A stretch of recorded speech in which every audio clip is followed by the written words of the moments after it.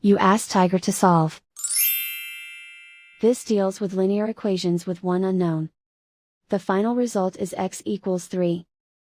Let's solve it step by step. Group all constants on the right side of the equation. Add 3 over 5 to both sides.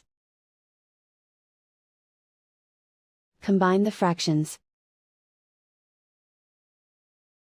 Combine the numerators. Reduce the zero numerator. Simplify the arithmetic. Combine the fractions. Combine the numerators.